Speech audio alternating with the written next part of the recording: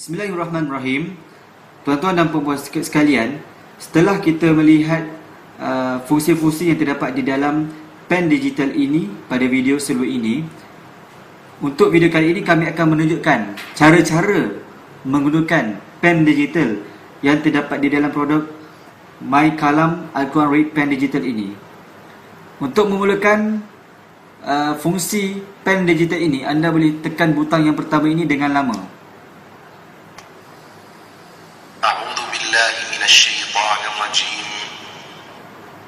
Ini menandakan bahawa pen digital ini sudah mula berfungsi. Dan untuk off kembali,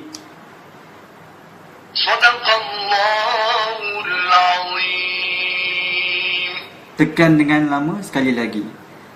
Butang yang pertama ini mempunyai dua fungsi, iaitu untuk butang on off memulakan fungsi pen ini, dan yang kedua untuk memperdengarkan MP3.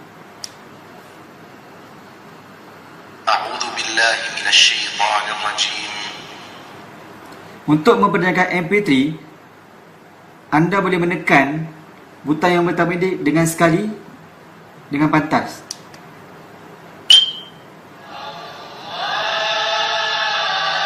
Ini menandakan bahawa MP3 telah bermula. Untuk off MP3, tekan kembali butang yang pertama ini. Abu Bakar Al-Shatibi. Manakala butang yang kedua ini digunakan untuk play ataupun off bacaan. Sebagai contoh, sekiranya saya sentuh pada surah ini, saya tekan, pen ini akan pause bacaan tersebut, dan sekiranya kita tekan kembali, dia akan meneruskan bacaan. Begitu juga dengan fungsi MP3. Ia boleh pause juga play MP3 yang ada dalam pen digital ini. Seterusnya ialah butang ketiga, merupakan fungsi untuk menukar bacaan qari ataupun tafsir yang terdapat di dalam produk ini, di mana seramai 7 qari yang telah diluluskan oleh JAKIM boleh kita perdengarkan bacaannya menggunakan pen digital ini. Sebagai contoh, Ibrahim Abdul Rahman Al-Sidis, Mahir Al-Mi'ikli. Ini merupakan senarai qari-qari Musharib Al-Rashid Al-Afasi yang boleh kita perdengarkan bacaan tersebut. Sekiranya anda telah menekan butang ini, anda boleh tersentuh di sini. Sebagai contoh, Sa'ad Al-Ghamidi.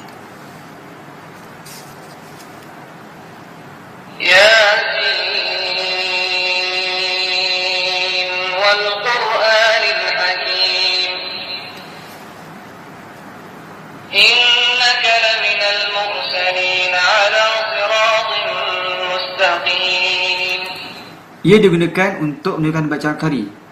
Selain itu, ia juga boleh digunakan untuk memperdengarkan tafsir, sama ada dalam bahasa Melayu, bahasa Indonesia ataupun bahasa English.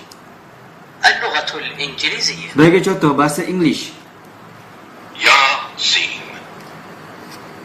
By the Quran, full of wisdom. Truly you, O Muhammad, are one of the messengers. Abdul Rahman Al-Hudayfi, Muhammad Ayyub. Al-Lughatul Maliziyah. sebagai contoh untuk bahasa Melayu, Yasin.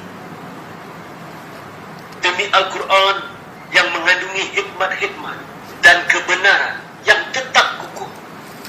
manakala untuk bahasa Indonesia, Al-Lughatul Maliziyah. Al-Lughatul Indonesia. Yasin. Dan ketika mereka berkata, kami beriman kepadanya, namun bagaimana mereka dapat mencapai keimanan dari tempat yang jauh? Dan sungguh, mereka telah mengingkari Allah sebelum itu, dan mereka mendustakan tentang yang gaib dari tempat yang jauh demi Al-Quran yang penuh hikmah. seterusnya butang yang keempat ini digunakan untuk merakam suara anda. Sekiranya anda ingin memperbandingkan bacaan anda juga qari-qari yang terdapat di dalam Al-Quran ini, Tuan-tuan dan puan sekalian, anda boleh menekan butang yang ketiga ini untuk menukar bacaan qari ataupun terjemahan. Juga anda boleh sentuh terus di dalam naskah Al-Quran ini. Sebagai contoh, saya tekan Imam As-Sudais. عبد الرحمن السديس ياسين والقرآن الحكيم إنك لمن المرسلين على صراط مستقيم. Selain itu, sebagai contoh, sekiranya saya memilih qari sebagai untuk digunakan untuk mendengar bacaannya ialah Syekh Sa'ad Al-Ghamidi. سعد الغامدي ياسين والقرآن الحكيم. Sekiranya tuan-tuan dan puan-puan ingin memperdengarkan tafsir ataupun terjemahan sesuatu surah, anda boleh terus tekan di sini. Sebagai contoh, bahasa Melayu. اللغة الماليزية ياسين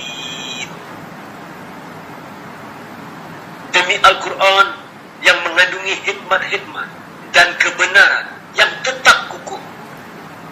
Sesungguhnya engkau, yakni wahai Muhammad, adalah seorang rasul dari rasul-rasul yang telah diutus. Itulah di antara fungsi-fungsi pen digital ini.